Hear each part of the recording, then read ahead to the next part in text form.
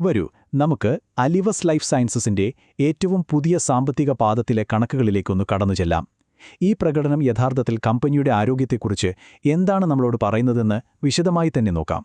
നമുക്ക് നേരെ കമ്പനിയുടെ സിഇഒ ഡോക്ടർ യാസിർ റൌജി എന്താണ് പറയുന്നതെന്ന് കേൾക്കാം. അദ്ദേഹം പറയുന്ന പോലെ വളരെ പ്രതീക്ഷയോടെ കാത്തിരുന്ന ഒരു തിരിച്ചുവരവാണ് ഈ പാദത്തിൽ ഉണ്ടായിരിക്കുന്നത്. അപ്പോൾ എന്താണ് ഈ തിരിച്ചുവരവിന് പിന്നിലെ യഥാർത്ഥ കണക്കുകൾ നോക്കാം. അപ്പോൾ ഈ തിരിച്ചുവരവിന്റെ ശക്തി എത്രത്തോളം ഉണ്ടെന്ന് നോക്കിയാലോ? മുൻപാദവുമായി താരതമ്യം ചെയ്യുമ്പോൾ കമ്പനിയുടെ മൊത്തം വരുമാനത്തിൽ ശ്രദ്ധിക്കണം, 14.4% ഒരു വമ്പൻ വളർച്ചയാണ് ഉണ്ടായിരിക്കുന്നത്. വെറും വരുമാനം മാത്രമല്ലട്ടോ, കമ്പനിയുടെ ലാഭക്ഷമതയിലും ഒരു ഗംഭീര കുതിച്ചുചാട്ടം കാണാം. ഇബിഡിഐയിൽ, അതായത് കമ്പനിയുടെ പ്രവർത്തന ലാഭമില്ലേ, അതിലെ 26.5% വർധനവ്. ഇത് കാണിക്കുന്നതെന്താണെന്ന് വെച്ചാൽ അവരുടെ പ്രവർത്തനങ്ങൾ എത്രയോ മെച്ചപ്പെട്ടു എന്നാണ്. ഇനി ഈ പാദത്തിലെ ഹൈലൈറ്റിലേക്ക് വരാം. ശരിക്കും ഞെട്ടിക്കുന്നൊരു കണക്കാണത്. കമ്പനിയുടെ CDMO ബിസിനസ് ഒറ്റയടിക്ക് ഒരൊറ്റ പാദം കൊണ്ട് 100% വളർച്ച. സത്യം പറഞ്ഞാൽ ഈ ഒരു വിജയത്തിന് പിന്നിലെ പ്രധാന എഞ്ചിൻ ഇത് തന്നെയാണ്. ഓക്കെ, അപ്പോൾ ഇന്നത്തെ നമ്മുടെ ഈ ഒരു വിശകലനത്തിൽ നമ്മൾ എന്തൊക്കെയാണ് നോക്കാൻ പോകുന്നതെന്ന് പെട്ടെന്നൊന്ന് പറയാം. ആദ്യം ഈ മെച്ചപ്പെട്ട പ്രകടനത്തെപ്പറ്റി, പിന്നെ സാമ്പത്തിക കണക്കുകൾ, വളർച്ചയുടെ കാരണങ്ങൾ എന്തൊക്കെയാണെന്ന് നോക്കും. അത് കഴിഞ്ഞ് ആഗോള വിപണി, പിന്നെ അവരുടെ സാമ്പത്തിക ഭാവി. ഇത്രയുമാണ്. ശരി, അപ്പോൾ നമുക്ക് നേരെ കണക്കുകളിലേക്ക് കടക്കാം. പ്രധാനപ്പെട്ട സാമ്പത്തിക സൂചകങ്ങൾ എന്തൊക്കെയാണെന്ന് നോക്കാം. നമ്മൾ നേരത്തെ ഇബിഡിയെ പറ്റി പറഞ്ഞല്ലോ അല്ലേ? ഇത് കേട്ട് പേടിക്കേണ്ട, വളരെ സിമ്പിളാണ്. ഒരു കമ്പനി അവരുടെ പ്രധാന ബിസിനസ്സിൽ നിന്ന്, അതായത് പലിശ, ടാക്സ് പോലുള്ള കാര്യങ്ങളൊക്കെ മാറ്റിവെച്ചാൽ എത്രമാത്രം ലാഭമുണ്ടാക്കുന്നു എന്നതിൻ്റെ ഒരു ഏകദേശ കണക്കാണിത്. കമ്പനി ശരിക്കും എത്ര നന്നായി പ്രവർത്തിക്കുന്നുണ്ടെന്ന് മനസ്സിലാക്കാൻ ഇത് നമ്മളെ സഹായിക്കും. ഈ ചാർട്ടിലേക്കൊന്ന് നോക്കൂ. കഴിഞ്ഞ 5 പാദങ്ങളിലെ വരുമാനമാണ് നമ്മൾ കാണുന്നത്.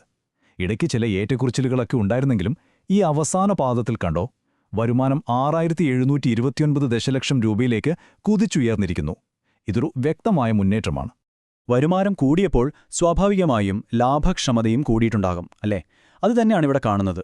ഇബിഡിയ ഈ പാദത്തിൽ 2,452 ദശലക്ഷം രൂപയായി ഉയർന്നു. നേരത്തെ പറഞ്ഞ പോലെ പ്രവർത്തനങ്ങൾ മെച്ചപ്പെട്ടതിന്റെ നേർക്കാഴ്ചയാണിത്. അപ്പോൾ വരുമാനം കൂടി, പ്രവർത്തന ലാഭം കൂടി. അതിന്റെ ഫലം എവിടെയാ കാണുക? അതെ, കമ്പനിയുടെ അറ്റാദായത്തിൽ. നികുതിയെല്ലാം കഴിഞ്ഞ് കമ്പനിയുടെ കയ്യിൽ വരുന്ന ലാഭം ഈ പാദത്തിൽ 1,503 ദശലക്ഷം രൂപയായി വർദ്ധിച്ചു. നിക്ഷേപകരെ സംബന്ധിച്ചിടത്തോളം ഇത് വളരെ സന്തോഷം നൽകുന്ന ഒരു വാർത്തയാണ്. ഓക്കേ, ഈ കണക്കുകളൊക്കെ കൊള്ളാം. പക്ഷേ ഏറ്റവും രസകരമായ ചോദ്യം, ഈ വളർച്ചയൊക്കെ ഇവിടെ നിന്നാണ് വരുന്നത്? ഏതൊക്കെ ബിസിനസ് വിഭാഗങ്ങളാണ് ഇതിന് പിന്നിൽ പ്രവർത്തിച്ചത്? നമുക്ക് നോക്കാം. അപ്പോൾ കമ്പനിയുടെ ബിസിനസ് മനസ്സിലാക്കാൻ നമ്മൾ ആദ്യം API എന്താണെന്നറിയണം. ഏതൊരു മരുന്നെടുത്താലും അതിന് അസുഖം മാറ്റാനുള്ള കഴിവ് കൊടുക്കുന്ന ഒരു പ്രധാന ഘടകമുണ്ട്, അല്ലേ? ആ ഒരു ആക്റ്റീവ് ഘടകത്തെയാണ് നമ്മൾ API അഥവാ ആക്റ്റീവ് ഫാർമസ്യൂട്ടിക്കൽ ഇൻഗ്രീഡിയന്റ് എന്ന് പറയുന്നത്. ഇനി ഈ പാദത്തിലെ സ്റ്റാർ പെർഫോമറായ CDMO എന്താണെന്ന് നോക്കാം. ഇത് സിമ്പിളാണ്. ചില ഫാർമർ കമ്പനികൾക്ക് സ്വന്തമായി മരുന്നുണ്ടാക്കാനുള്ള സൗകര്യങ്ങളുണ്ടാവില്ല, അല്ലെങ്കിൽ അവർക്ക് പുറം കരാർ കൊടുക്കാൻ താൽപ്പര്യമുണ്ടാവും. അങ്ങനെയുള്ള കമ്പനികൾക്കു വേണ്ടി മരുന്ന് വികസിപ്പിച്ചു കൊടുക്കുകയും നിർമ്മിച്ചു കൊടുക്കുകയും ചെയ്യുന്ന ബിസിനസ്സാണ് CDMO. അപ്പോൾ ചുരുക്കി പറഞ്ഞാൽ അലിവസിന് 2 പ്രധാന ബിസിനസ്സുകളുണ്ട്.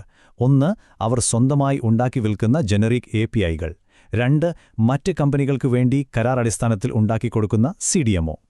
ഈ 2 ഈ പാദത്തിൽ എങ്ങനെ പ്രവർത്തിച്ചു എന്ന് നമുക്ക് വിശദമായി നോക്കാം. ആദ്യം അവരുടെ പ്രധാന ബിസിനസ്സായ ജനറിക് API നോക്കാം. ഈ ചാർട്ട് കാണിക്കുന്ന പോലെ ഈ വിഭാഗം വളരെ സ്ഥിരതയുള്ളൊരു പ്രകടനമാണ് കാഴ്ചവെച്ചത്.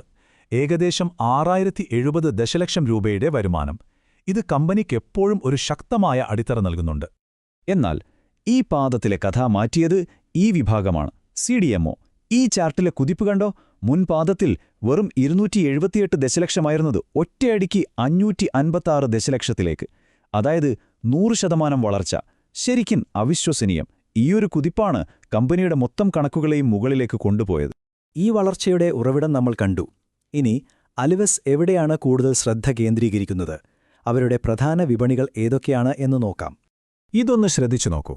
അലിവസിന്റെ ബിസിനസിന്റെ 83%, അതായത് സിംഹഭാഗവും വരുന്നത് നിയന്ത്രിത വിപണികളിൽ നിന്നാണ്. എന്നുവെച്ചാൽ വടക്കേ അമേരിക്ക, യൂറോപ്പ് പോലുള്ള സ്ഥലങ്ങൾ.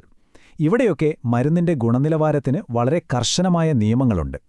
അപ്പോൾ ഇത് കാണിക്കുന്നത് അവരുടെ ഉൽപ്പന്നങ്ങളുടെ ക്വാളിറ്റി എത്രത്തോളം ഉയർന്നതാണെന്നാണ്. അടുത്തതായി അവർ ഏത് തരം അസുഖങ്ങൾക്കുള്ള മരുന്നുകളാണ് കൂടുതലുണ്ടാക്കുന്നതെന്ന് നോക്കാം. 66% ക്രോണിക് തെറാപ്പികളാണ്, അതായത് പ്രമേഹം, പ്രഷർ പോലുള്ള ദീർഘകാലം ഉപയോഗിക്കേണ്ട മരുന്നുകൾ. ഫാർമ വ്യവസായത്തിൽ ഇതൊരു വളരെ സ്ഥിരതയുള്ള വരുമാനം നൽകുന്ന മേഖലയാണ്. അപ്പോ പ്രകടനം ഗംഭീരമാണ്, വളർച്ചയുടെ കാരണങ്ങളും നമ്മൾ കണ്ടു. ഇനി നമുക്ക് കമ്പനിയുടെ സാമ്പത്തിക ആരോഗ്യം എത്രത്തോളമുണ്ടെന്നും ഭാവിയിലേക്കുള്ള കാഴ്ചപ്പാട് എന്താണെന്ന് നോക്കി ഈ വിശകലനം അവസാനിപ്പിക്കാം. ഒരു കമ്പനിയുടെ സാമ്പത്തിക ഭദ്രത മനസ്സിലാക്കാൻ ഈ പോയിന്റുകൾ ധാരാളമാണ്. നോക്കൂ, കഴിഞ്ഞ 9 മാസം കൊണ്ട് നല്ലൊരു തുക ഫ്രീ ക്യാഷായി ഉണ്ടാക്കാൻ അവർക്ക് കഴിഞ്ഞു. കയ്യിൽ വലിയൊരു പണശേഖരമുണ്ട്. പിന്നെ ആവശ്യമില്ലാത്ത കാര്യങ്ങൾക്ക് പണം ചെലവാക്കാതെ വളരെ ശ്രദ്ധിച്ചാണ് അവരുടെ ഓരോ നിക്ഷേപങ്ങളും. ഇതെല്ലാം കാണിക്കുന്നത് കമ്പനി സാമ്പത്തികമായി വളരെ ശക്തമായൊരു നിലയിലാണെന്നാണ്. എല്ലാം കൂട്ടി വായിക്കുമ്പോൾ ഒരു കാര്യം വ്യക്തമാണ്. അലിവസ് ലൈഫ് സയൻസസ് ഗംഭീരമായൊരു തിരിച്ചുവരവ് നടത്തിയിരിക്കുന്നു. അവരുടെ CDMO ബിസിനസ് അതിൽ പ്രധാന പങ്ക് വഹിച്ചു. പക്ഷേ ഇവിടെയാണ് ഏറ്റവും വലിയ ചോദ്യം ഉയരുന്നത്. ഈയൊരു കുതിപ്പ് നിലനിർത്താൻ അവർക്ക് സാധിക്കുമോ? കാരണം ലൈഫ് സയൻസസ് രംഗം ഓരോ ദിവസവും മാറിക്കൊണ്ടിരിക്കുകയാണ്.